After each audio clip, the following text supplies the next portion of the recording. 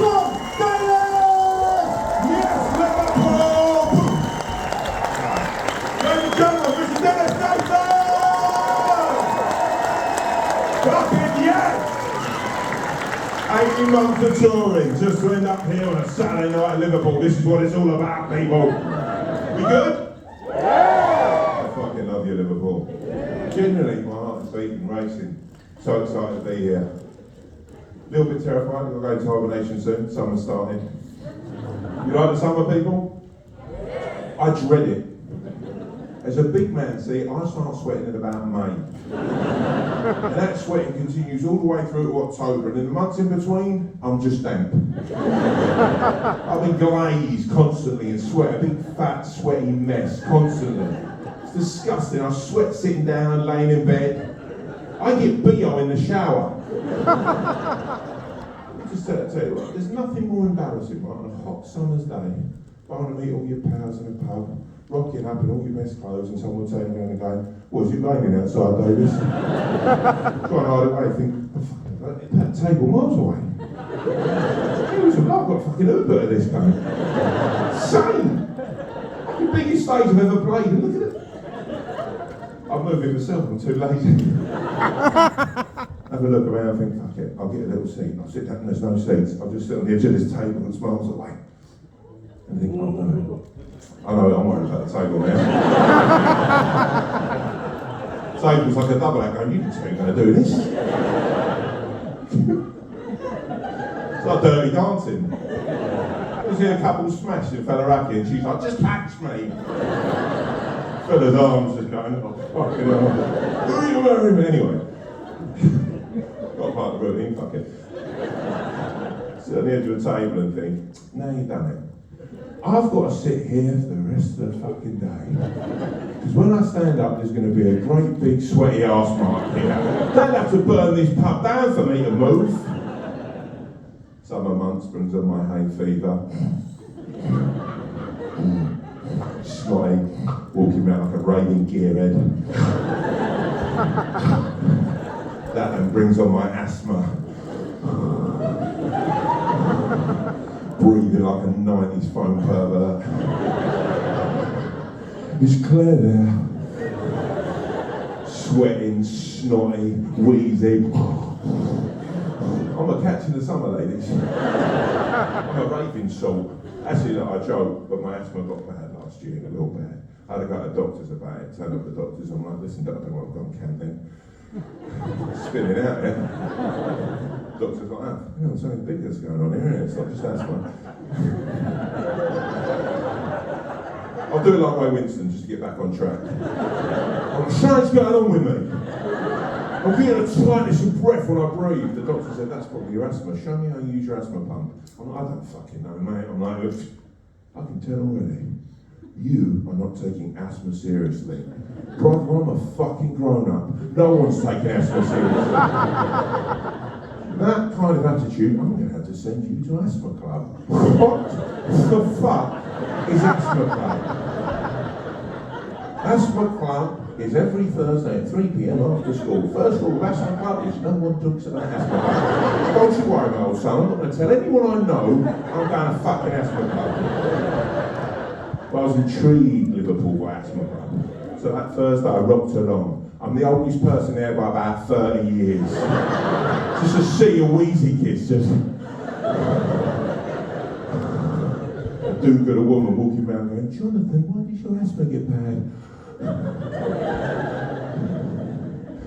My asthma gets bad when I'm playing football. Fucking loser. What about you, Kelly? Why does your asthma get bad?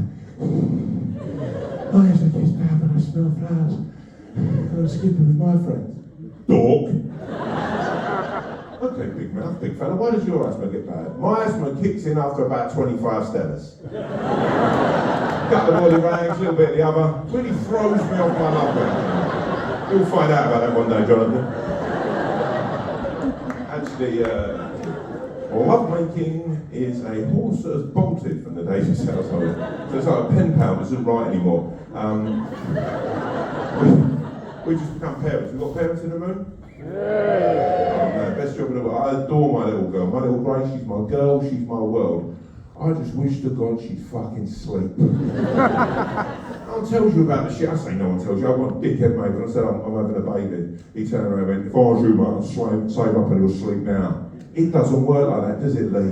I can't sleep straight for 5 years and not have to bother for 5. I'm not a fucking sleep camel. Anyone who about kids, the best way of describing it is this. Have you ever seen the SAS program with Van Middleman? Yeah. The last part of that, right? They put you in a dark room with earphones on. In the earphones, they play a baby crying. If you could do one night of that, you're in the SAS. I've done 2 years fucking straight. Not Rambo out here. I spend most of my waking day just fantasising about sleep. I'll be doing the most menial things. I don't know, filling the dishwasher, putting in plates and cups. We all know goes in a fucking dishwasher. Some frying pans, you can fuck the fucking people are fucking frying pans. Probably it's 2024. Fella can't even walk through Lake now without getting a bob on.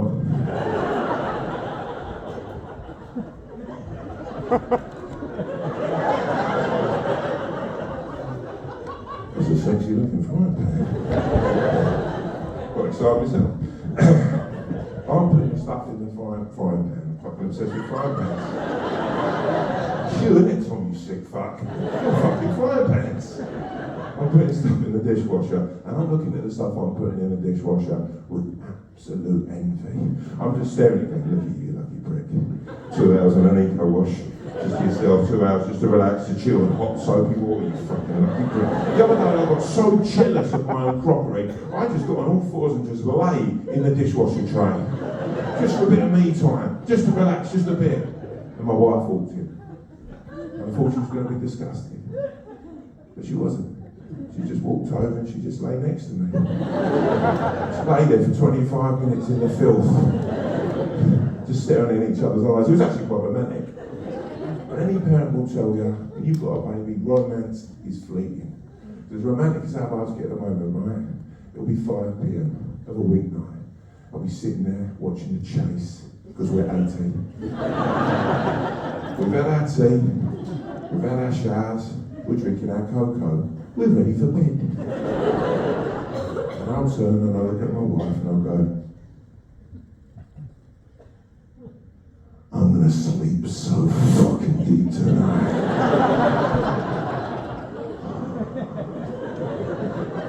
Oh really? How deep are you gonna sleep?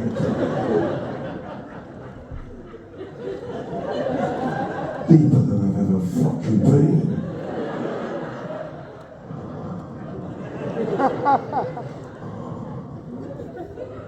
Are you gonna snore? Fucking know I am. So excited about the prospect of sleep, you sprint upstairs into the bedroom, switch off the lights, close the curtains, jump underneath the duvet. And then we lay there in the silence, in the dark, both unable to sleep. We put too much pressure on the sleep, so now we can't sleep, so we just lay there, minutes passing by. You're counting sheep, you're trying to drift off best you can, because you know if it goes on any longer in 10 minutes, one of you's going to have to break the silence. There's a question that comes into relationships after about 3 or 4 years where you've told each other all your dreams, your ambitions, your misdemeanors, and you've got fuck all left to say to each other. The question for these moments. I've asked my wife this question hundreds of times. I've never once listened to the answer. The question is, what are you thinking about? Who gives a fuck? Who cares? You lay there in the dark, in the quiet, like a Mexican standoff. Who's going to break first?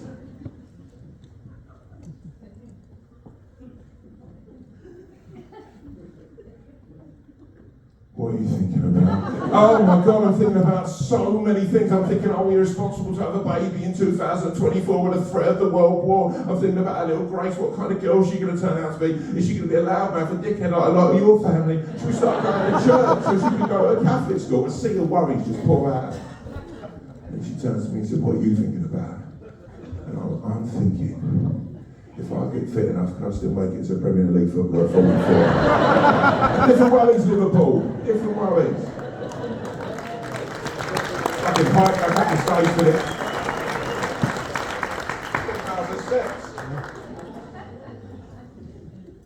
I have my own anxieties, of course I do, as a dad. Big one for me, the breathing thing. When my daughter does bother sleeping, I'm in there every 5 or 10 minutes, just checking, just creeping in.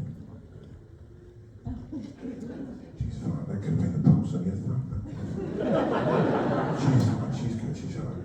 Just one more check. I worry I'm still doing that at 21.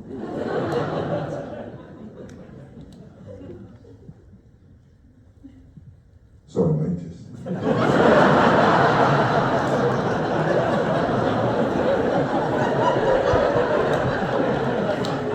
Didn't know you were staying over.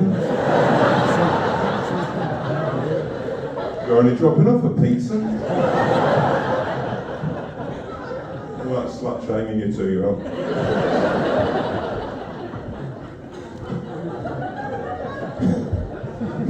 My other big worry is year 2034. Why, Big T? Why, mate? Because I've done the maths, I've done the arithmetic. It's 10 years from now. I've been like, wow. Brain box. I've done it, I've worked it out. Grace is going to be about 12. So you go 2 to 10, it's 12. How it's amazing, this show. Waste time. She'll be 12, and I'll be 55. I'm an old dad, and about that time it's going to be her first sports day. And I'm fucking terrified now. Because I live in an area full of younger parents. To put it into context, yeah, when we went to the NCT classes, we go and learn all the bollocks. I go in, right, I look around at all the other dads just getting a fucking gauge of who's about, and I look in the corner, there's a 16-year-old kid there. I think, fucking, he's 16. He's about to be a father. He's a kid himself. I rolled over and said, you alright, son? Don't worry, mate, he's worrying. Your first kid. He looks me in the eye and goes, I can't even remember my first kid. He's 16! He's going to be 26 in the dad's race. He's going to kick the cunt out of me. The only hope I have in my heart is I'll be the same age then as Liam Neeson was in the first Taken movie. I'm living on that. I've joined the gym on the principle of this. I joined the gym and went, what are you getting fit for? I went, got a big race in 10 years, pal. I ain't gonna win this thing. Love the gym. Bit of kit I love the most. This one. The bad girl, good girl machine. Good girl, bad girl machine. That one, good girl, bad girl. Good girl, bad girl. You sit there for hours, it's like, good girl, bad.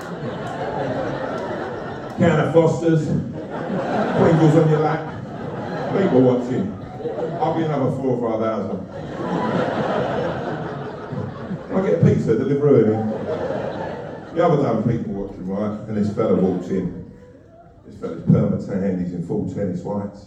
Just bowls in, looking around, not fancies himself. And he walks straight up to this big mirror and he goes,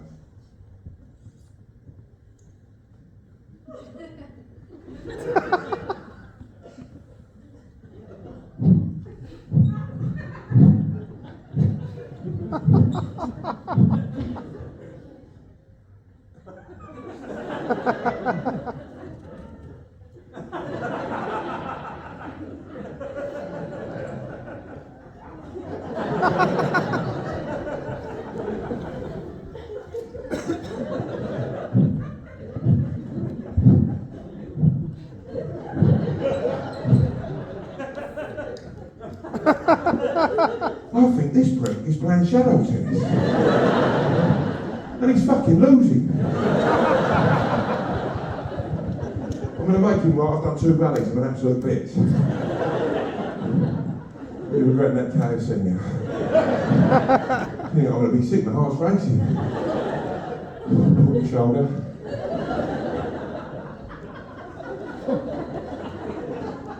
Someone cooking toast. It's a worry, isn't it? Yeah. I've got to an age where I'm thinking a lot about it. I've just had the Memento Moti, you know, where you go and have all your bloods and all that done. Men in the room, you had that done? Yeah, the groin. One guy went, no. Oh, mate, fucking edge lord. Fuck it. Sorry, better get you. I had all the bloods done. I was hard. I thought, not hard, literally, I'm not sitting there like going, see that, man? No problem here, I'm 45, see that. Had all the bloods done, right? Got through that. And then the guy turned around to me, the doctor, and he said, oh, well, you might as well do your prostate. Oh, might I? He said, yeah, you got a problem with that?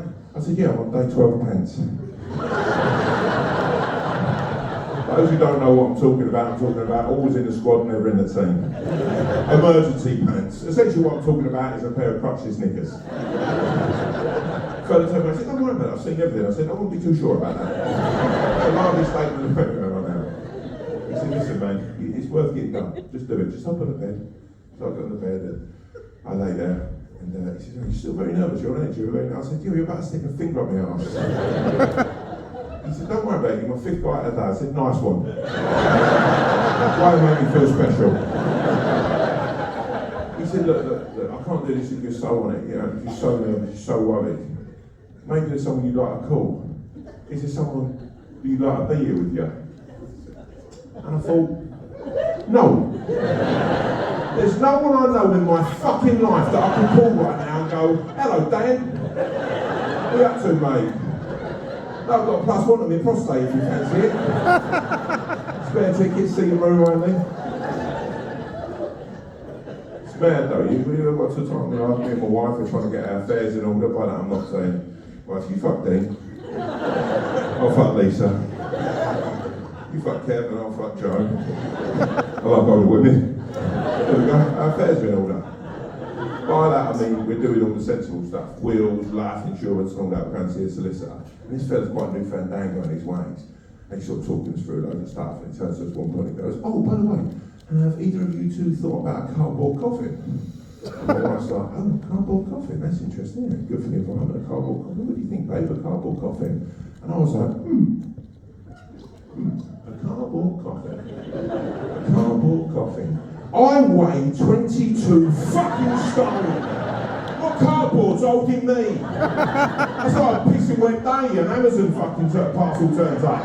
Right, to the door going, hello mate, yeah, no, the bottom of the van's absolutely fucking soaked, so fuck this is sodden, mate. Hold the door, come in. You don't want to have your funeral.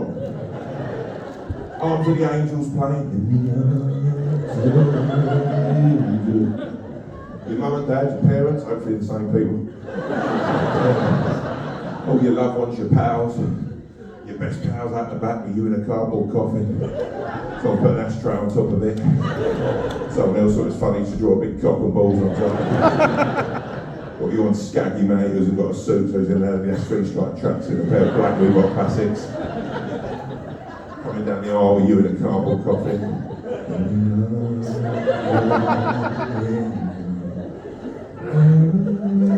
Hold on, Lee, he's coming through the bottom of this, mate. He's not slap in the middle of the aisle. Fucking hell, grab him by the ankles, drag him the rest of the way.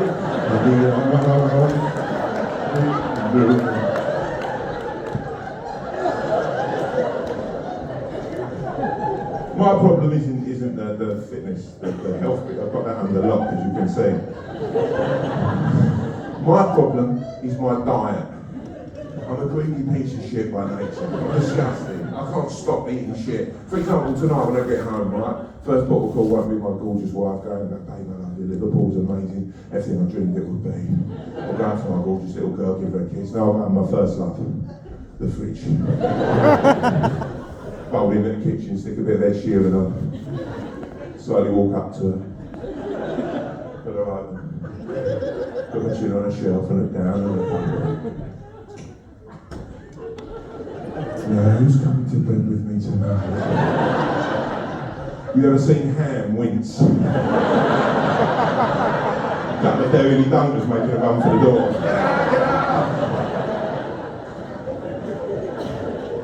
I've no stop once I start. For example, the other day I was sitting watching the TV of an evening. I was watching that Traitors. Anyone who like Traitors? I like Traitors. Enjoyed it. I thought we could have done something like one of us, a proper person there. You know what I mean? Someone who's on a fucking right bender. Every night that he's fucking saved, he just gets absolutely fucking leathered. Goes in, that fucking breakfast where they're anxious, he's sitting there, I want someone to comment and call in like that. Oi! Are you the fucking traitor, mate? Are you the fucking traitor? Oi, are you the traitor, love? Are you the fucking traitor? I'm the traitor, right, computer eating it. Fucking stinking gladiators. That's what I want out of traitors. I'm sat on the sofa watching Traitors, right? And Liverpool, I'm disgusted in myself, so I admit this. I ironed out a whole sleeve of Jaffa cakes to myself. A whole sleeve, Liverpool. And I tell you now, I got halfway through the sleeve of Jaffa Cakes, thought, Tom, that's enough Jaffa Cakes. I couldn't stop myself. I started stuffing in this fucking Jaffa Cakes 2 by 2, just wolfing them down. At the end, I get the wrapper and just kick it across the room like I won a UFC fight. Go upstairs to bed, put off my t-shirt, my gut falls over the couch. Standing there looking at the falling mirror, and I'm like, you're fucking disgusting. You fat piece of shit. You just ironed out a whole sleeve of Jaffa Cakes to yourself. Families of 4 will share a sleeve of Jaffa Cakes of an evening. You say to you're a father now. You've got to show some restraint. I was getting to bed, lay there for a couple of minutes and think, that was a 2-pack of Jaffa Cakes. There's another sleeve downstairs. The most disgusting show of greed I've done of late was Valentine's Day last year. I take my wife out. I say to her, right, we're going uptown, make it special. She gets all dolled up, too much so. I'll take her to a place called the Red Dog Saloon. It's a burger joint. She turns up dressed to the nines. I'm like, you're going to embarrass yourself in there. They'll give you a plastic bib to eat with.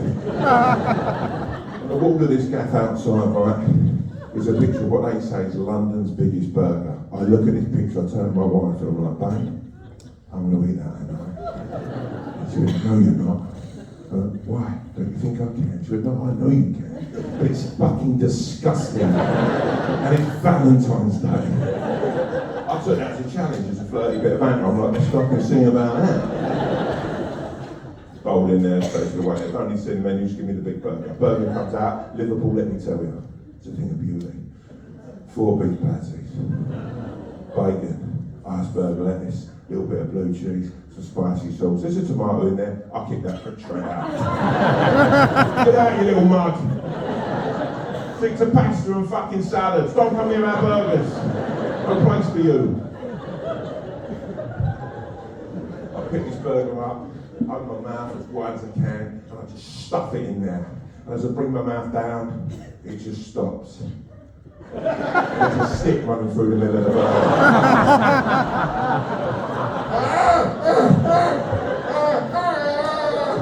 What's happening? Are you okay? You have some kind of turn? Are you having a fucking... So I don't know what you say. Everyone now hears this. She's shouting. People just turn around. Come running over. What's happening? Is he okay?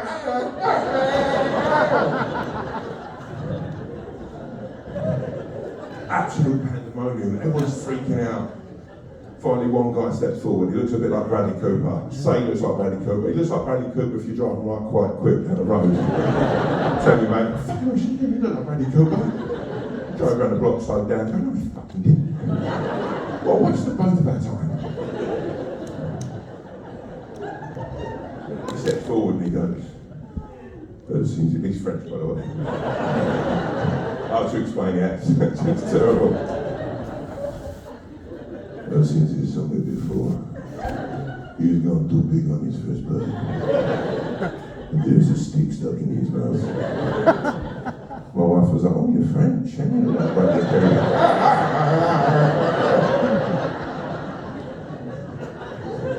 Well, then, turns to laughter.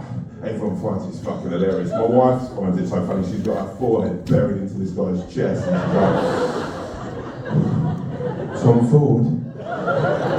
One guy finds it so funny, he runs to the door in the restaurant, boots it open, goes, oh, you've got to see this! Some fat wanker's got himself harpooned on a burger stick. It's like coming in from outside the restaurant. People are leaving other restaurants. Liverpool, people are cancelling fucking Ubers. Just to get a look at this freak. And then I'm sat there, just thinking this could be me for the rest of my fucking life. Gracie's wedding day like that.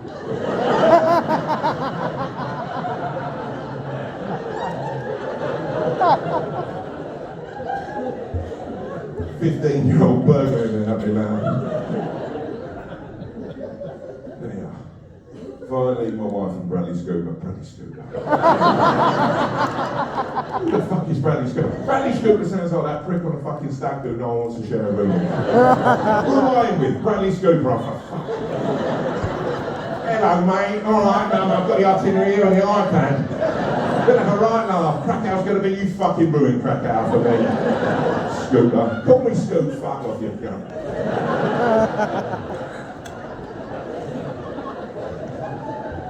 Finally my wife and Bradley Cooper stopped kissing.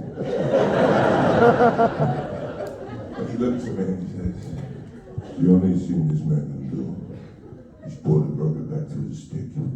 Put it on the plate and let me break the stick. I would arguably say Liverpool.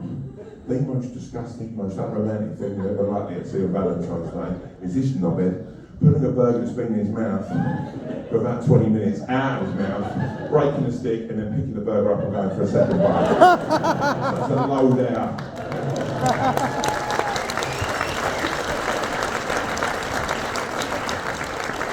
She deserves more, man, my wife. She's a queen. She's incredible, man.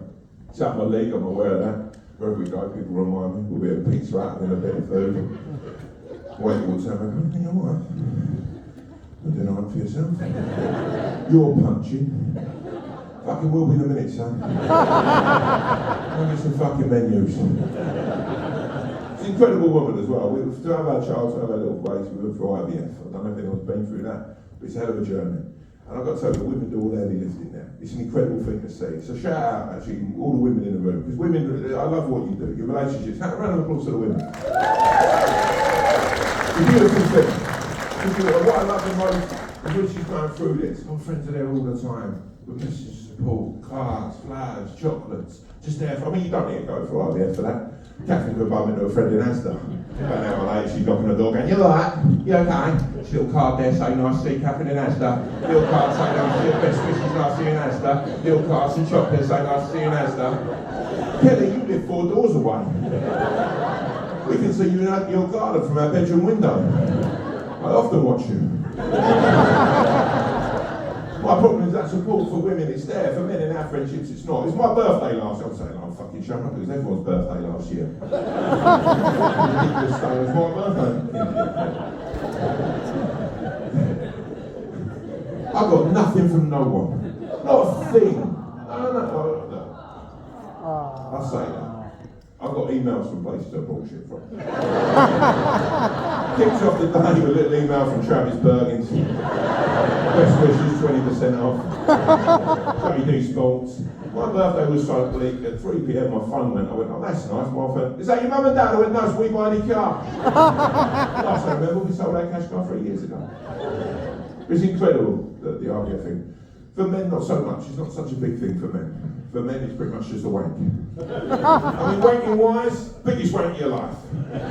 We called it the big wank. It's like a World Cup final of wanks. And I just want some of that support. So when we were going for it, all our friends were there, I walk in and go, you alright? Yeah, she's doing amazing. She's incredible. What a woman.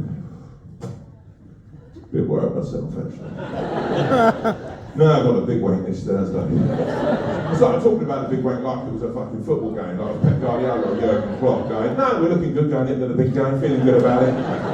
Just lining up with loads of little wanks before the big one. Friendlies almost, don't want to risk any injuries. Who's the big player? Actually, while I'm talking about wanking, I had a school at 15 to go and work on building sites and such. That's all I ever wanted to do. I grew up in an area full of tough guys, rough guys. And I used to love being around like the banter. I used to love the site. I used to love the pub in the evening. I think I used to love the most the cafe in the morning. I used to love it. All the characters you'd meet. I remember there was one geezer I used to get into a cafe called Bernie, right? And this fella used to, I mean, he was I'd say he was one of the worst robbers around there. He was like an armed robber. Did a lot of time. I remember once he turned around to me and went, I got done about 4 years ago for an armed robbery. And what happened? He went, we knocked over bookings, right? And I was in charge of the getaway van. I had all the money in the back and I'm driving. I drove under a very low bridge. Got the cab through, but the van got stuck underneath the bridge. I heard the sirens coming. I think to myself, you've done it, bro. Got to take the fucking poison, boy. You're going to do a long stretch. I just stood outside there waiting for the police to get me. I looked at him and went, why didn't you just get out of the van? I went, what? The cab was free, you could have got out of the van. He went, oh yeah. Could have done with you there at the time, son. One of my favourite ever stories he told me now, I remember having breakfast with him one morning, right? And he turned to me and he went, oh, you know what? was my father what killed Adolf Hitler. Go on, Bert. The end of the war, and he's dropped into Nazi Germany, all on his Jack Jones, a one-man fighting force. Anyway, he's having a little look round, a little dig about, and he finds a network of tunnels, gets in the tunnels and it's packed full of fucking Nazis. He just starts fucking going amongst it, smashing the cunt out of them. Finally comes to these two big oak doors, and he thinks, that's suspicious. Oak doors, underground. So he boots them off their hinges, and standing there as bold as brass is Adolf Hitler. And my old man goes, oi, mate, you be bang out of order. Pulls his arm back about half a mile, kills him, one punch, that's out of warning. I like that story better than the real one, that's the one I take when I go work. He said like that, right? What I couldn't stand was the tough nuts, the hard men. I'm a gentle giant, they used to terrify the shit out of me. Well, there used to be one geezer, I won't say his name because his reputation runs deep. I'm scared of him, even in Liverpool, even 500 miles away, I'm fucking terrified of him. But I remember, right, the first time I ever see this geezer, right, I walked past him in the cafe, and he used to do a thing where he could smoke a cigarette in one drag, and he'd just go, he'd stare into his soul as he was doing it. It's a lost art, man. It's like Clint Eastwood kind of shit, because people don't smoke like that anymore. It's very, very hard to convey that level of terror with a vape. Very hardly that scaring you smell like a nonce's pocket.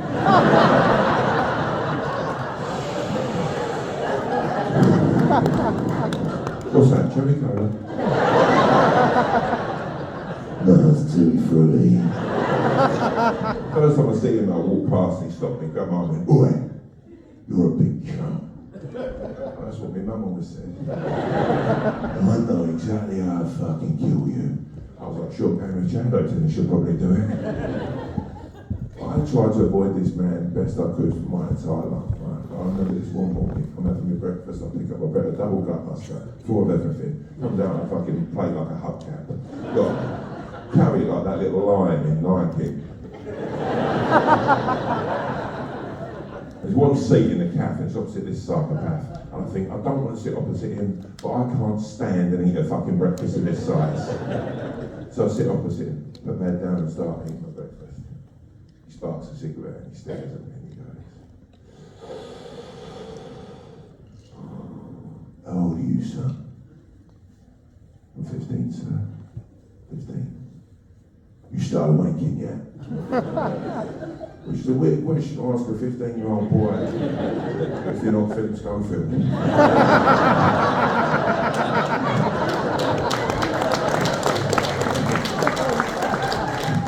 It was March last year they told me to stop telling that joke. But I can't. I really hope it doesn't come to a header when Phil comes to a gig. Sat there going, oh, for fuck's sake. Come on, Russell. Last night, you started wanking, yeah?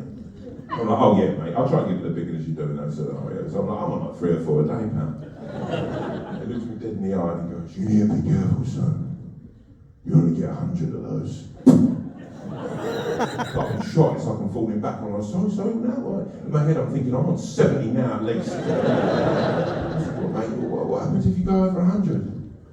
No one knows. No one's ever tried. I'll tell you now, Liverpool. The most daredevil, terrifying thing I've done to my head in my life today was that 101st wank. Not knowing if I'm going to see the other side. Just a scribbled note on the kitchen table to me mum and dad. I love you both. Remember me well. I had to try. For every young man out there, I had to try. P.S. Don't bury me in a fucking cardboard coffin. Ladies and gentlemen, Liverpool, go and get yourself another drink. Let's do this again in 20. Friends of Liverpool, are you ready for your second half?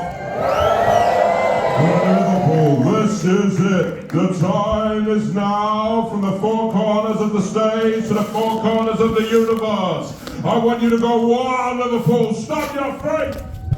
Clap your hands and go crazy like only Liverpool can. For your guy, your friend, your brother, Rasta David.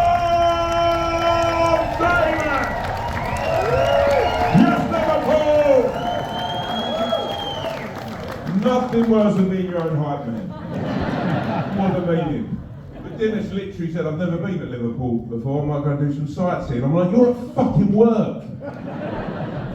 Have a good interval. A few drinks. Feeling relaxed. Looking forward to the second half.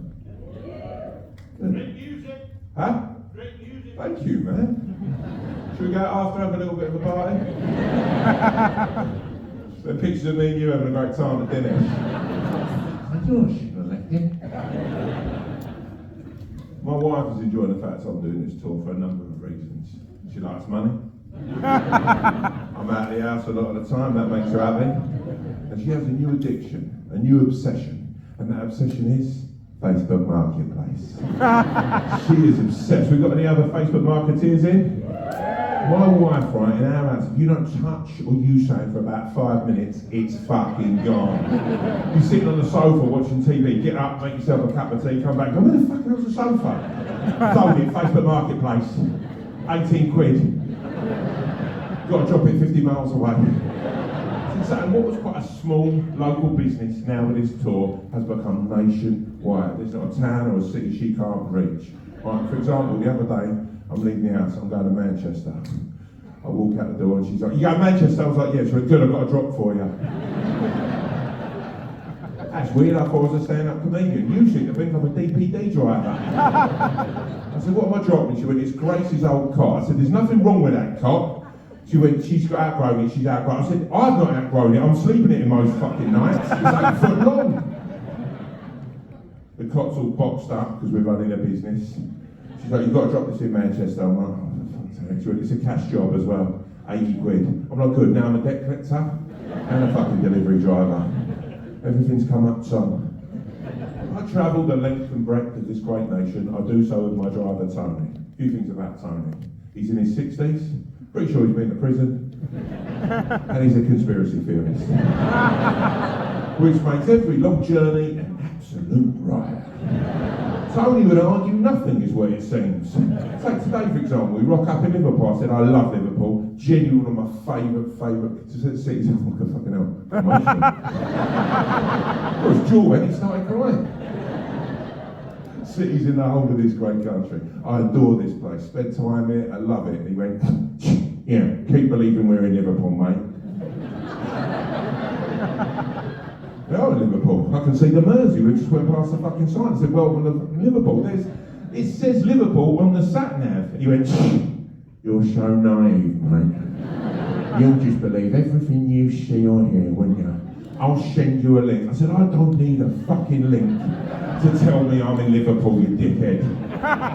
Some of his greatest conspiracies of late, right? We're coming back from Glasgow the other week.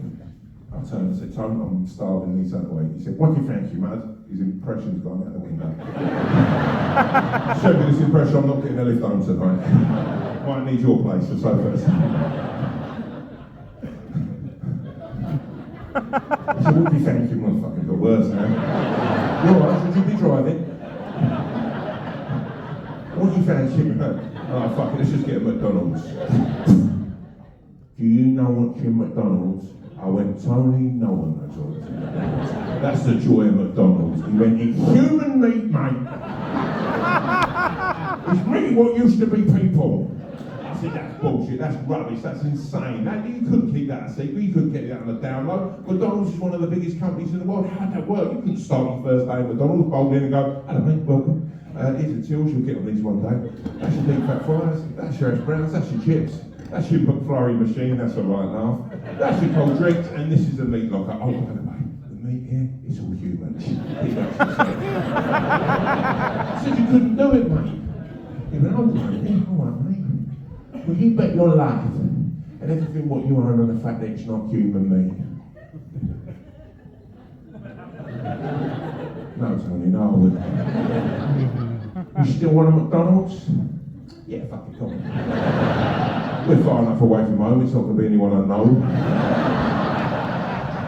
The other day we got deep, we started talking about politics, and I turned to him and I said, isn't it an amazing moment in history, isn't it an incredible moment in history, that Michelle Obama might well be the first female president of the United States? And he turned and went, fucking female. Easy time, exactly Liverpool. Thin ice, my friend. What the fuck is that supposed to mean? She's a geezer, mate. She's a fucking fella. I said, hey, that's disgusting. It's a horrible thing to say about her. She's an incredible woman. Read her book. She's incredible, an amazing woman. What makes you say that? You went, there is a video on TikTok. Where she is dancing. And you can quite clearly see her bronca. I turn that in right away. Thin ice, Tone, thin ice. We start arguing, squabbling, so much so we put onto the hard shoulder the M6. He pulls out his phone, goes through TikTok, shows me the video. Liverpool, I'm going to tell you now, it makes a hell of an argument. We're told by my lawyers to leave it there. All I want you to do tonight, Liverpool, when you leave here, have a little look at the video. There you go. Let me know what you think. It's our secret, it's our little one. His favourite conspiracy he might relate actually is I was doing the press for a show I do called The Curse. That's the other thing with the best response I've had. Obviously the press filtered out to Liverpool, nowhere else in the country. Actually shot it here, it was an amazing time. I was here for 6 months, we shot it, it was incredible. Lovely. Anyway, that's fucking I've digressed slightly there. Very emotional Liverpool, you're like an ex-wife. Still very much in love with. I look at my new life, I was happy.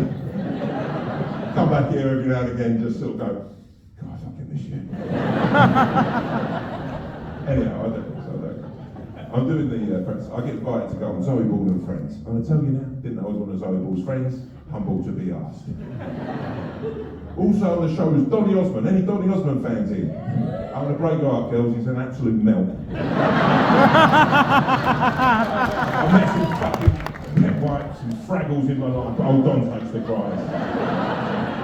He's American, isn't he? He's so American about it. He's the most American person I've ever met in my whole life. It's 6 a.m. we're doing this show. It's a breakfast show. He comes in like, hey everybody, hey, it's really great to be here. Look at us all here at 6 a.m. It's exciting. Look at you, you're so tall. It's amazing. I was like, hey. Wait, chill out, Dom. It's 6 a.m. Nothing's as exciting at 6 a.m. It's like the double drops at V Festival. Get yourself a cold glass of water, sit in the corner. Also the show is Rita Ora. Someone groaned in the audience. You know, tell Rita not to come up Liverpool. Sitting in the Wetherspoons, having a couple of drinks, you walk in, oh you fucking tart, get out of here. Rita was lovely. I finish the show, I get in the car with Tony looks crimson. I'm like, you alright, what's going on? You okay, man? How am I working up now? Get his voice now. Yeah. I said, it's fine, it's a white laugh, you went, how's Rita? She was good, mate. She was great. What's up? You didn't chance for the fucker off, did you? I'm like, no, what is wrong with you? What are you going with? She is a sleeper assassin for the Albanian mafia. That is a dickhead I spend most of my fucking life with at the moment. And I've digressed way away from the conversation. Cop game. I'm out in front of my house, I'm with this fucking message. This cop's bigger than me, this fucking. He's all boxed up. Tony turns up. He said, what the fucking hell can I said, it's a cop, we've got to drop it in Manchester. He said, what week? Delivery? I said, I've said that time. Really running behind. Let's fucking go. We drive out of Manchester. Now, Liverpool, let me tell you, I've lived on cancer states. I've been about in my life, right? This place in Manchester was a whole nother level. To put it into context, right? There was staffs just walking around smoking zoots. What are you fucking looking at? I was like, oh, let's get out of here live. Drop the clock, let's get out. We find the house in question. Tony turns to me, he's like, right, I'll get the door, you get the car. I said, that's weird, Tony, because I thought you worked for me. Jumps out the car, runs up to the door, bangs on the door, jumps back into the car. I'm now on the driveway. I say driveway, it's 2 paving slabs, I'm being fine. Standing holding, bear hugging this fucking massive car. And the door opens. And the smell of weed and disappointment comes out. And the voice goes, is that a fucking car? Is that a fucking car? I'm like, oh good. This is how it ends. I'm down on a doorstep in Manchester. Delivering a cot in a box your wife's going to try and bury you in. I lower the cot, I get a look at the fella, I lower it, I stare at him, he stares at me and he goes, fuck off! His axe's waving. Fuck off! Ooh, where are you from? Cornwall? Lived up here as a kid.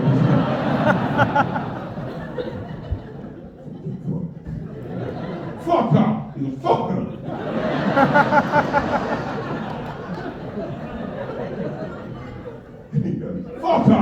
Oh, it's even worse, that's Devon. He goes, fuck off! Fuck off! No, King Gary! You never fucking said you was King Gary when you fucking sold it. I said, what an insane thing that would be to say. That's why the cop, by the way, the delivery driver will be King Gary. Falling on our times. He then starts sparring me. He's like, wait there, mate, is this fucking, am I on camera now? Is this fucking hidden camera? Is this fucking Saturday Night Takeaway? You're on the deck in the fucking box. And I said, chill out, son. You're worse than Donny Osmond, take a breath. In the box is a cop what you've ordered. He then stares at me, and he says the thing I know he's going to say. I've not got no money for the car, but perhaps you'd like to exchange it for something in my house. In Liverpool, we're friends, you know me. I'm not a snob. But I turned his shoulder into his gaff and I thought, there's nothing I wanted yet. He goes, alright mate, okay, you're playing hardball, alright. What about a gram of gear? What about a bit of coke? I thought, now that's a big move, isn't it? Going on, do you get paid for that coke? Yep. There you go. Little gram of sniff, little gram of book. Put it in the drawer, wouldn't we, for Christmas? Made the Strictly Come Dancing final a little bit more interesting. I said, I'm alright for coke, thank you, I'm alright, okay, mate. Alright, okay. Alright. What about a blowjob? I thought, now this is escalating. I said, who's giving the blowjob? You went, fuck off, mate, fuck off. My wife is. Who went, who? Like, you think that little of me? That little of me, the next bit of the story. Oh, lovely. Tony, take that man a corner, I'm just going to jump in here. For a blowjob, what I can only assume from a pregnant woman. I said, I'm right for a blowjob, thanks, by the way. Why? Don't you like blowjobs? I said, hey, don't put that man, man. Don't start telling people that. I like blowjobs as much as the next man. My problem is, it's not a legal tender, is it? It's not a currency, unlike money or even cocaine. I can't take your blowjobs and use them elsewhere. I can't get home and say to my wife, we've got that lovely cock, man, haven't we? Let's go out for dinner. Go Pizza Express, pizzas, or a bit of vino. Go, get the bill, please, mate. Bill comes over, 120 quid. Give £40 cash, give you the rest of the blowjobs. Doesn't work like that. I'm living in a situation in my life where I turn up my wife and go, oh, I've just had a look, we're 4 blowjobs away from going to Florida. Start handing out blowjobs in Christmas and birthday cards. There we go, Dad. Enjoy that.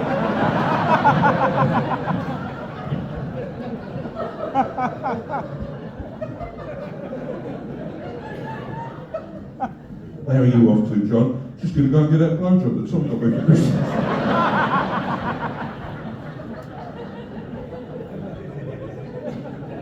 My dad is I adore my dad. He's one of the few people in life who will sort of believe that I might achieve something.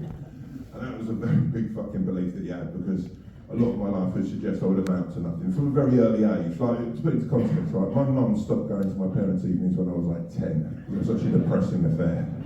The sea of teachers saying he's a loser, he's not going to amount to anything. But my dad stuck out, he still went every year. I remember one year everyone was just saying he's nothing, he's not going to amount to anything. And my dad lost his way. And he went, he's got to be good at saying. And the teacher went, well, he's all right at drama, he's okay at German. And my dad went, well, he's going to be a hell of a porn star then. Every player, Liverpool, every player. He's got that inner rage still. That's what I like. He's got working class inner rage. He's in his 70s now, but he still fucking has a chip on his shoulder. I fucking adore it. See, the best way to explain it is, I do a bit of work for the Prince's Trust. I don't know if it's an incredible charity, it's an amazing thing, right? As a part of that, I'm very honoured to go to Buckingham Palace and meet the King. Big TD, a shit kicker going to meet the King. And Liverpool, I want to tell you something, little secret between me and you. This was my first visit to Buckingham Palace. I've been there years before to do the scaffolding. A little bit of banner in the back pocket for me and Charlie boy. I'm having a walk around Buckingham Palace thinking, what the heck can I fit in my pockets? And Charles bowls in. I say he bowls in, he's not Danny Dyer. Hello, Samuel, we are Fosters, give us shit. Camilla! Hey! Camilla! Hey! Camilla! Hey! Camilla!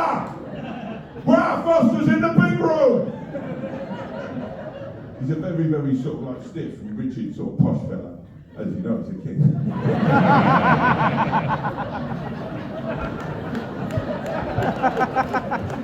All of us people, just all the guests lined up, and he walks down and he sort of says hello to everyone. He gets to me. They go, fuck you, and say fucking hell, right? I said, look, we're already sight Charles, there's no need for that language. Love yourself. He stands opposite me, I hold his hand. Oh, hello mate, you alright? Lovely big yucky for you, haven't you? It's like, yeah, you big strong king. How did you fall into this line of work?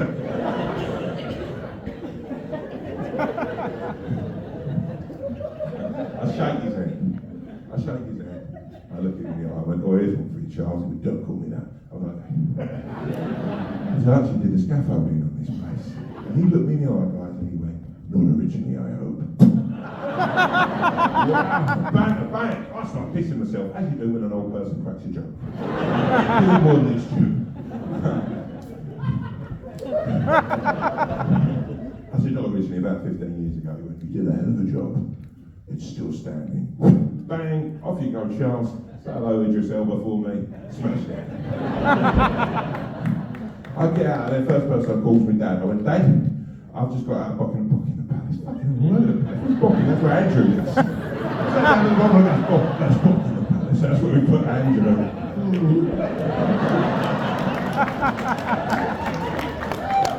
Been down by the bins. Courtney's like that.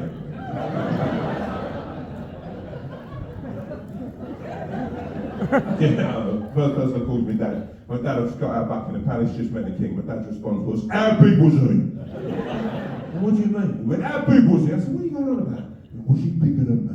I went, why? You think at some point in your life you might have to fight a king? I said, you never fucking know, son. Always be ready. I was like, you need to stop watching Game of Thrones, old man. The thing that drives him madness in the world is selfies. Can't understand this new fad, won't understand it. We'll be out having a cup of beer, someone will bowl over and say to me, hello mate, why get a picture? My dad will go, who's that? I don't know. Someone wants a picture. Who is he though? I don't know who he is. Who is it? I don't know who he is. He just wants, what's his name? I don't know his fucking name. He just wants a picture. Why do you want a picture of him? So you can look at it when you feel sad. He's my son, I haven't even got a fucking picture of him. The other day I was in a pub actually, a kid walked up to me and said, excuse me, so I can get a picture, can I get a picture? I went, yeah, of course you can. He said, before I get a picture, I want to say something. Ain't you incredible? I think you're amazing. I think the things that you've been through in your life, the mountains, the stress you face, whether it's physical, mental, you've gone toe-to-toe with it, and you're beating it. And I thought, find that inspiring. Liverpool, I'm in bits, mate. Tears running out of my mouth. Face, mouth. What, Tommy, you dribbling?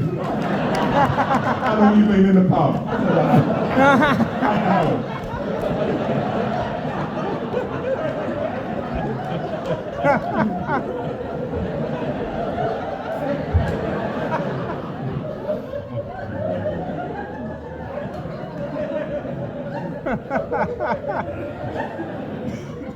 Someone hold him up, he wants a picture.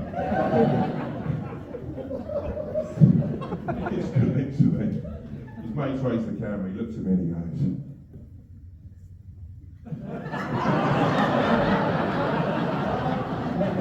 and he leans in and says, do you think you'll ever fight AJ?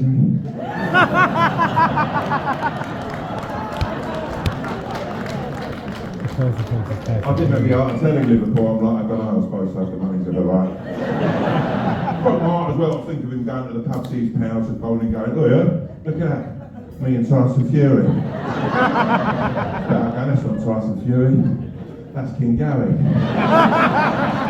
He dropped a sofa around their house last week.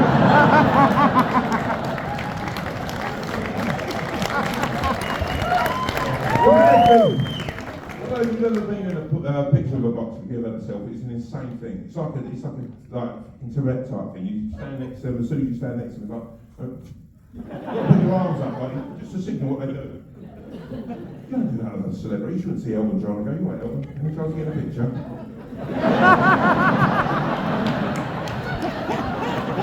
Sheeran.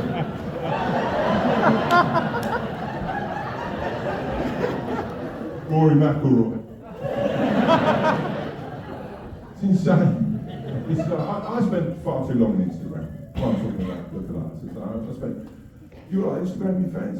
I adore it. The other day, for example, I had a great time Wednesday. I spent 4 hours the other day watching an Instagram live of a woman I went to school with having her hair cut. I've not seen or spoken to this person for 25 years.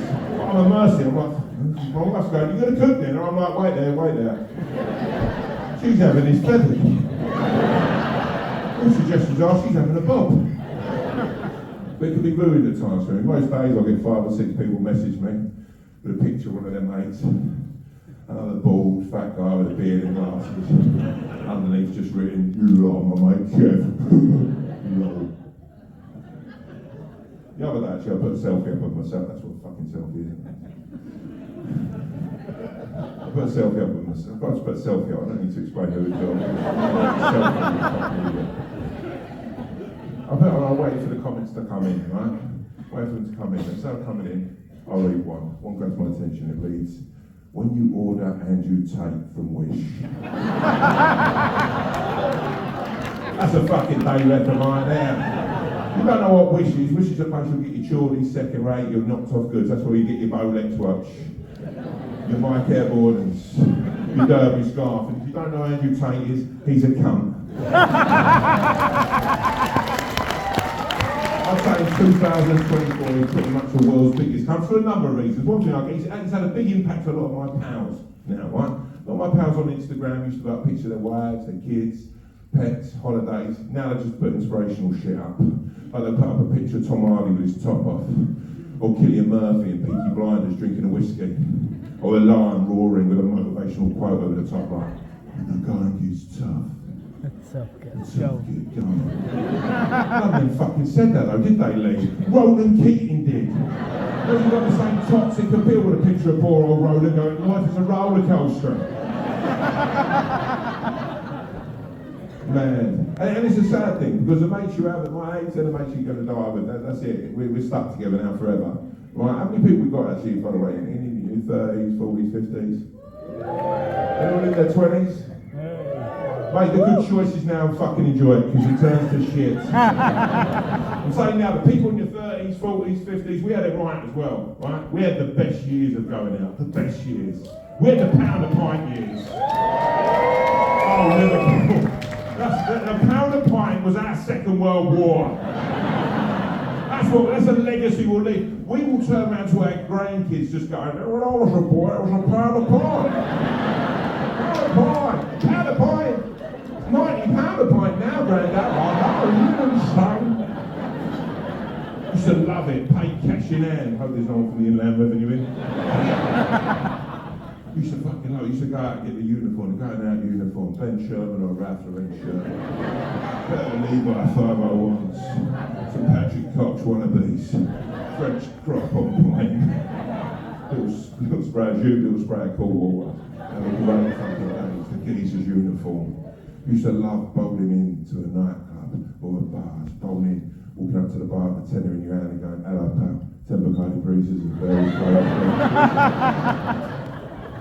fucking Wolf of Wall Street. Like a millionaire, keep the change, you're like a cocky prick. I used to have a trick I used to do, I used to think this was sexy, but it was probably why I was a virgin till I was 32. I used to get all 10 bottles and put them on the end of my fingers and thumbs like that. Big pimping. Sweet like chocolate boys.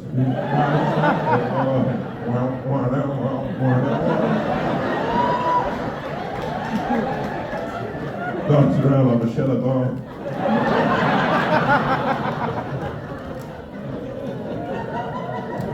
There we go, you alright now? Am I doing alright? I think so. Not too bad. Grab a watermelon one day. Careful of the salty rim. Oh, come on, you better. I used to love it. I used to love getting on it with pals. That's one of my favourite. I used to love the 3 or 4 AM chats between you. I remember one time we were all sitting around having a chat with my mate Ricky Webb, Squirrel, because he had big teeth.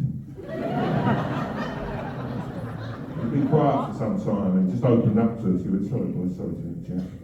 I've got something to tell you. I'm scared of ghosts. So that night we took his house key. And 2 years after that, when he was at work, we used to just let ourselves in and move stuff around there. So it's like, he stopped when he moved down. So he was like, that fucking ghost's following me.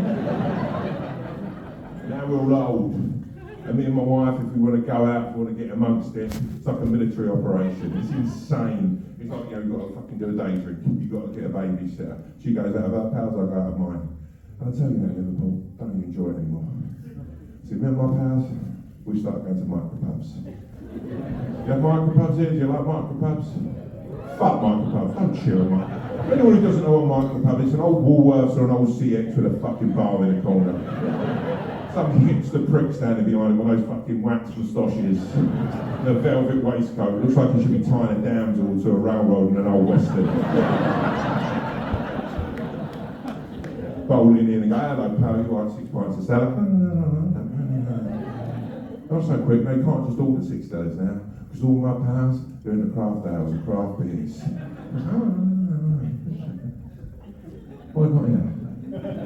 Badger's Stout.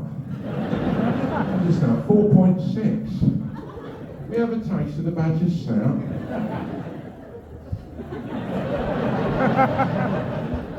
Shot glass of Badger's Stout comes out. Oh, she's nice, isn't she, the Badger's Stout? Isn't she? Citrus, isn't it, the Badger's Stout? She's got a bit of power. Tell us a bit more about the Badger's Stout.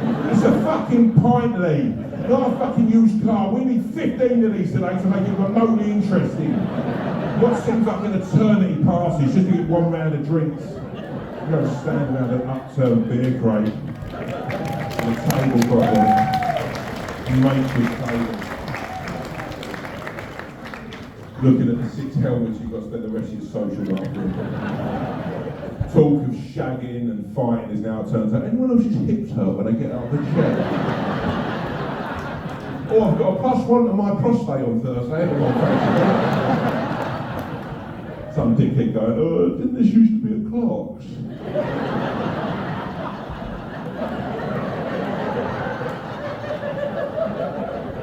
No, it was a Woolworths. I swear I've got a pair of school say it was a fucking Woolworths. You say this every week. Couple of hours passes. So I had someone in turn said, anyone fancy a game of Scrabble? None of us finished school, mate. There will not be a more depressing sight than 6 45-year-old men stood around a Scrabble board with 2 and 3 letter words. It and. You've got an H there, then you got a main hand or hit. All right, Julius, brain box. All the time knowing that your wife and her mates are out having a far better time. Because don't get it twisted, boys. Don't get it dizzy. Women in their 30s, 40s, 50s know how to have it when it comes to a fucking day drink. I'm talking, of course, about the bottomless brunch. 4 hours of scheduled drinking. First hour, it's just fucking drinking, no one said the word. This thing is insane. The preparation that goes into this day is next level. It's more like a football hooligan away day. Fuck Millwall away. WhatsApp groups made the day it's announced, or WhatsApp group that pings every second of every minute of every hour of every day of every week on the lead up to this drink. It's insane. And it's not good enough anymore, is it? Just to send a text, but you've got to send a fucking voice note. 7-minute monologue, just dribble shit about exactly what you're doing at any one time. No, not even putting clothes on, it's 3 p.m. and I'm still in my pyjamas. No, I just steer in my slippers. I just fed the cat. It's fucking mental. Who cares? These are just words. Not even about the bottomless brunch. Takes over our life, this fucking thing. It's insane. Like, me and my wife are trying to do a thing at the moment, right? Where we bond and we put my daughter down to, she has a Starkos, hopefully she's going to sleep. We go downstairs, right, we do, right, it's a phone amnesty. For an hour, we don't look at our phones, we just watch TV. Don't want a conversation, just share mutual screen. We started watching that Succession. Anyone here seen Succession? You like Succession? I love Succession. I've never got a clue what's going on. Too clever for me. Me and my wife sit there watching it like 2 golden retrievers trying to work out a magic trick.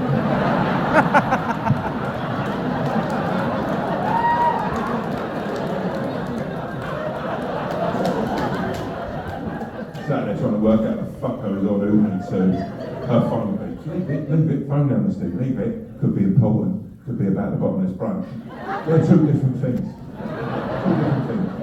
Just press pause. That's a phone amnesty. Just press pause. It's a phone amnesty. Just press, fuck it. I'll press pause, she presses play. You're up, bud. It's me. It's Lorna. We know it's you, Lorna. Your name's come up with a message. And there's a picture of you. And if that wasn't enough of a giveaway, Lorna, we can hear your fucking voice. What's it gonna say?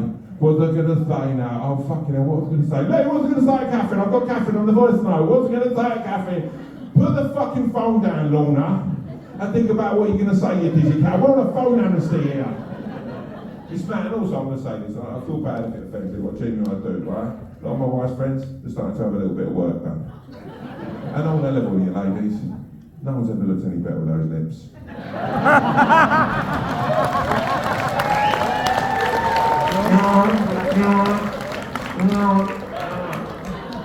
Lips done. See, you've had your lips done. There's a beak where your fucking mouth used to be. Same. You've got to understand it. Just have that fucking duck. 3 or 4 of them in your front room, it's like a pond in there. You're just buzzing in fucking overs. Worse than that, by the way, is a face filler. That's insane. Everyone just looks the same with face filler. One of my wife's friends knocked round the other day. I opened the door. Jenny thought it was Mickey Rourke standing there.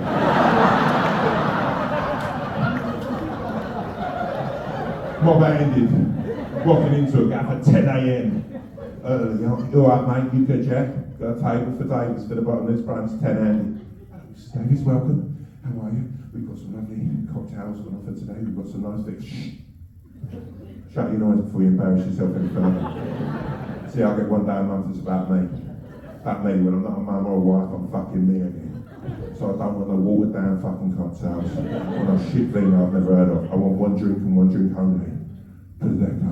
I require an open bottle of full Prosecco on that table at all times today, and if I'm to look down any time that bottle of Prosecco has run dry, I'll make you a laugh at living fucking Prosecco's brought out, seats are taken, glasses are poured, and they start drinking. Someone turns around and goes, oh, guess who else? Shut up, Anne! First hour's just fucking drinking. An hour of solid Prosecco drinking goes by, and now they can talk, but they're all fucking leathered now, and most of them have got duck lips, so it's an illegible conversation. No one's got any idea what's happening. People on other tables going, where the fuck is that accent from? Where are they from? Only so long you can sit there, not understand what anyone's fucking saying, so go, fuck it, we'll get some tunes on, Where's the DJ? DJ, where's the DJ? We need a DJ. There's no DJ here. This is a Cafe Rouge. Normal people sitting there fucking drinking cappuccinos and croissants. What's going on here? Fuck it then. It's gonna be like that. We'll make our own fun. We'll make our own music. We'll fucking get a pint glass, stick your phone in a pint glass. Get your fucking phone, stick it in a pint glass. Turn on it. And then sound the garage and now they're up and they're fucking dancing. They're having it. They're on tables and fucking chairs. And it's only 11:15 a.m. Arms and legs are flailing. Baskets of bread are just launched across the fucking room. Old couples are started on. Someone's sick in someone else's onion soup and they're like, try picking that out, you mug. Big Mickey Rourke tries to slut drops. Got her legs going, she can't get up, so she just spends the whole time walking around like that. It all comes to a head at 11:25 a.m. when 2 of them go to the toilet together for the pool and never come out because they have a fist fight to the death in there. Because you kissed Lee Thomas in year 8 and he's the only boy who could have ever really made me fucking happy. At 11:45 they're thrown out onto a high street. Full of like busy shoppers, normal people going about their business, and now they're drunk, they're looking for a row, they're looking for another group of bottomless brunches to kick a cunt out of. Here we go. And now Wilkinson's going, Claire, no, Claire, that's Gracie's mum, I know it is, you're not going to go around there again after swimming. Bopping down the arse, here we go, walking past us in the micro pub. You know what, love, you're going to come in for a drink? Fuck off, you dick. You're fucking boring, mate. You're fucking boring. You're going home with a cup of coffee. Ladies and gentlemen, Liverpool, fucking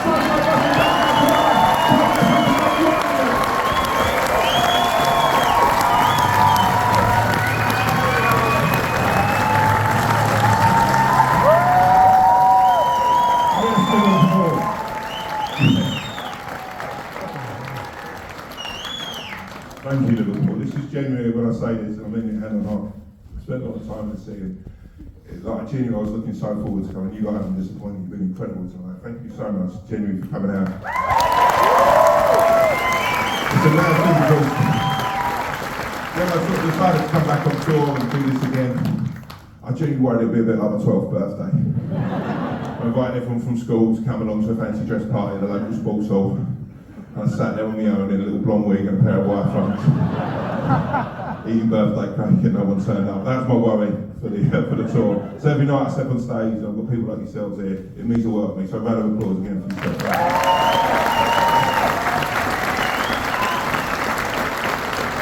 So there's a film out which has been out called Wonka. I don't know if it's humbled, honoured to be involved. Thank you, man. Don't want to be shout, I'll just say thank you.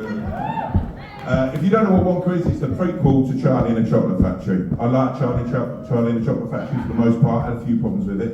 I also felt sorry for Charlie Bucky's dad. Do you remember him in the film? Not really though, is he? He's always at fucking work.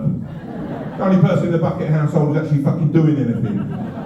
And I think about it in that day, you know, when Charlie found the golden ticket, and he's run home and he's running, and he goes, I've got the last golden ticket, everyone gets up, they go, Gary, they have a big party, fucking bed sheets all over the gaff. Think about his dad when he gets home from work that night. What's happened? What's happened? We've been robbed, we've been turned over. No, nothing like that. We've been having a bit of a dance, a bit of a party. Have you? Why? Charlie's found the last golden ticket. He's got the last golden ticket. That's the ticket for 2 minutes ago. Willy Wonka's chocolate factory. Willy Wonka's chocolate factory. Yeah, that's right. That's fucking I'll have a bit of that. I'll have a drop. Me and the boy can go. We'll have a little drop of that. It's a Freeman's, isn't it? The two of us, we'll have a right laugh. I've always walked past that chocolate factory, thought, what the fuck is going on in there? Well, I've always thought, what are you doing in there? I'm going to have that with the boy. I'm going to have my first day off in 25 years because no one else in this fucking house could be bothered to fucking do anything. I'm the only one buying fucking food and fucking paying for eating. I'll have that. Me and the boy, I'm going to phone Darren now, say, Darren, I need a day off.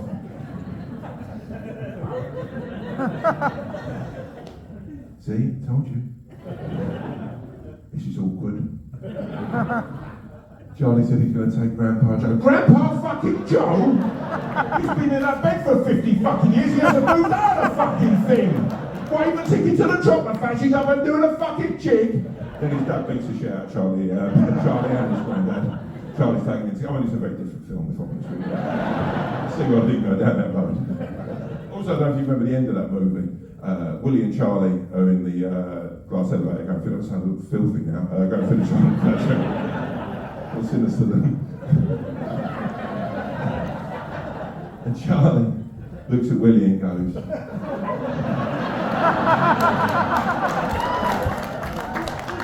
what will become of the chocolate factory, Mr. Wonka? Well, Charlie, chocolate factory's yours now. You're having a fucking laugh, aren't you? It's a health and safety nightmare down there.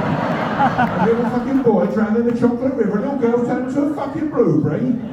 Fucking keep the chocolate factory, you fucking psychopath. I digress, I've got no. The star of this movie is a kid called Timothy Chalamet. I was a bit nervous. I didn't realise what a big star he was until our first day filming, right? We both come out of our trailers, there's 1,500 people there, just to get a look at this kid. People, fans from all around the world shouting, from all over, like France, Brazil, other countries. Ireland. It's Timothy, we love you, Timothy, we love you. I'm like, bro, that's fucking mad. He looked at me and I went, my friend, that's just life. I'm like, no, that's your fucking life. For the rest of that's fucking nuts. The only time people shout at me in the street is I'm walking down one and someone slugs up a white van and goes, oh, Davis, you wanker! But as polar opposites as we are, as far away in the world as we are from each other, him the darling Bollywood, me a hairy arse scaffolder, we become friends. We start hanging out. We start going to his trailer at lunch, playing FIFA, watching YouTube. I know, by the way, that only works because he's a fucking film star. If I want to go home tonight and say to my wife, just going to go to Josh's house. Just going to go in to see Josh. Play some FIFA, watch some YouTube. Who the fuck's Josh? No, Bob and Sue's boy. Josh. How about you don't come back, you fucking nonce? That only works because he's a film star. So we go, we hang out, it's great. Anyhow, on a film set, you're very blessed, right? You're very blessed. I know that. You're fed, you're watered, very much like if you're an animal in the zoo. Or in the zoo. I remember this day in question, I'm sitting in the trailer, someone knocks it, Tom, what do you want for breakfast? I'm like, everything, twice. I'm a greedy piece of shit. If you give me free food, I'll eat till I burst. Free drink, I'll drink until I pack. That's my way, that's my mantra, that's how I live my life. This day I eat so much, it gets to about 10:30 that morning, and I'm absolutely gagging for a shit. I think the medical term is Liverpool, I'm crying. I think something is special, something is big, I want to hold out till lunchtime. I really want to save at the moment. So lunchtime comes and I'm walking back to my trailer doing I need a shit walk.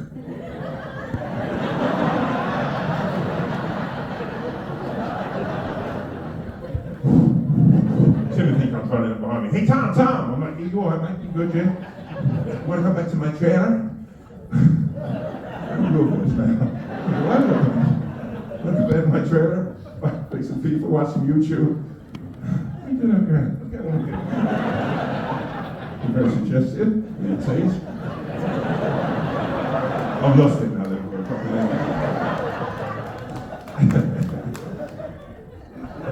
I'm alright, mate. I said, no, I need to go back to my trailer. I've got some business to take care of. He said, come back to my trailer, man. Take care of the business of my trailer. It's fine. It's hang out of my trailer. I said, no, I need to go back to. Come on, man. You're my buddy, my friend. Hang out of my trailer. It's cool. I'm going to tell you all now on a level with you, we're friends. I want to be his pal, he's going places. And I want to hang on to his fucking coattails best I can. We go back to his trailer, right? I think, I've held out all morning, I can hold out for another hour. We sit down, we start playing FIFA, it's abundantly clear very quickly, I can't hold out for another hour. I'm moving from cheek to cheek, I'm sweating like fuck.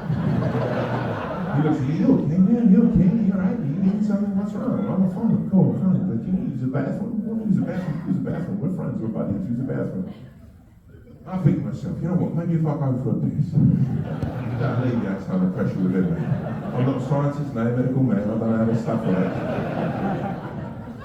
So I go in the toilet, right, start urinating. So something in my body goes, everything out! I sit down as quick as I can on the toilet. And the best way of explaining the sound that comes from me is I don't know if you've ever thrown a pair of boots out your loft. There's no hiding what's happening in there. I just sat there looking at the full-length mirror thinking, well, this is a new low. I finish up, clean myself up, 8 flushes later. I'm looking for fucking air freshener, not one in. I say it's not one in there, it was one of the Glade plugins. Glade, but tiny, I look at the Glade plugin and think, you have fucking chance up against this, mate. It's like looking at a little old man with a fucking bucket staring at a forest fire.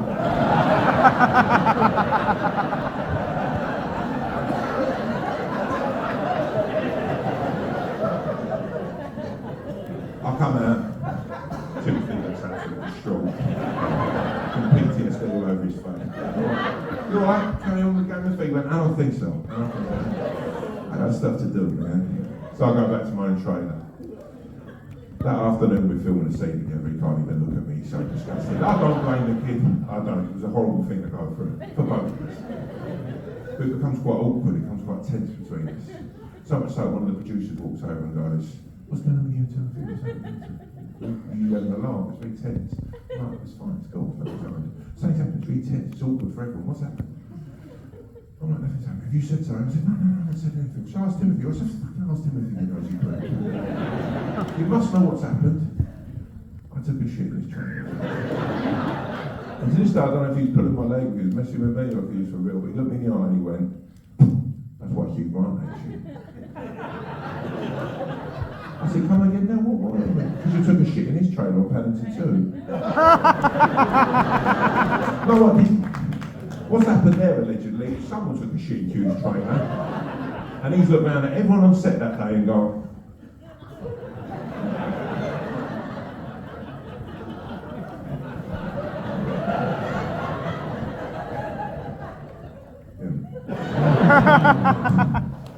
and I don't want that to be my legacy within the world of film and entertainment. But then I'm the fucking idiot who went into Bake Off and in front of 7 million people of this great nation admitted to shitting in Brandon Flowers' trailer at Glastonbury. And I made meringue evidence of the fact. And I know how the world works. Gossip spreads. And Timothy Hugh will be at the Oscars or the Emmys or the Met Gala, whatever the fuck that is, and they'll start chatting. And Hugh will turn around and go, oh God, you know, I was just thinking about John Davis. What do you mean, old shitty ass? Yeah, he's disgusting. They'll start talking about me and people will start earwigging. Bradley Cooper, Jennifer Lawrence, George Clooney, fucking Denzel Washington, all gathering round, listening into this conversation about old shitty ass. And words will spread around the Hollywood Hills and further afar of a Yeti-like man who shits in people's trailers and in their homes, unannounced. And that's why I'll never be in a Marvel movie and never win an Oscar. Ladies and gentlemen, Liverpool and surrounding areas, thank you so much. God bless each and every one of you. I'll see you all down the road. The underdog.